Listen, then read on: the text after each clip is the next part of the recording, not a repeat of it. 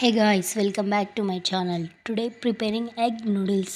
ఇలా మార్కెట్లో మనకి దొరుకుతుంటాయి కదా, అవి తీసుకొని వచ్చి ఇలా ఉడకబెట్టుకోవాలి.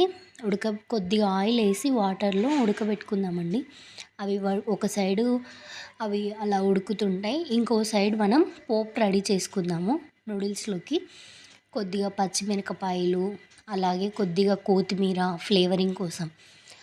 ఎగ్ నూడిల్స్ కాబట్టి ఎగ్ కన్ఫామ్ అండి. మీరు ఎగ్ వద్దనుకుంటే ఎగ్ స్కిప్ చేయొచ్చు. అది ఎగ్ కొంచెం బాగా కర్రీలాగా చేసుకున్న తర్వాత కొద్దిగంత పసుపు వేసి బాగా కర్రీలాగా చేసుకోండి. అలా కర్రీలాగా కలుపుతూ కింద అడుగు మాడకుండా కర్రీలాగా కలుపుతూ ఉండాలి.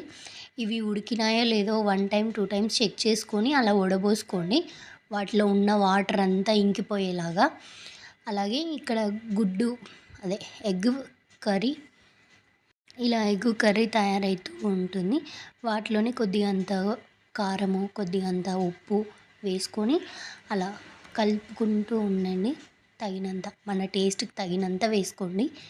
మీరు ఎలా తింటా అంటే అలా. తర్వాత వాటర్ ఇంకిపోయిన నూడిల్స్ అందులో వేసి నీట్గా అలా మొత్తం కలిసేలాగా చూసుకోండి. వాటిలోని 2 మసాలా ప్యాకెట్స్ ఇస్తారు. ఒక ప్యాకెట్కి ఒక మసాలా, ఒక సాస్. 2 ప్యాకెట్స్ చేసుకుంటే 2 మసాలా ప్యాకెట్స్, 2 సాస్ ప్యాకెట్స్ అలా చేసుకొని మొత్తం ఆ మసాలా కూడా వాటిలో కలిసేలాగా కలుపుకొని నీట్గా మంచిగా ప్లేట్లోకి సర్వ్ చేసుకొని తింటే ఎగ్ నూడిల్స్ రెడీ.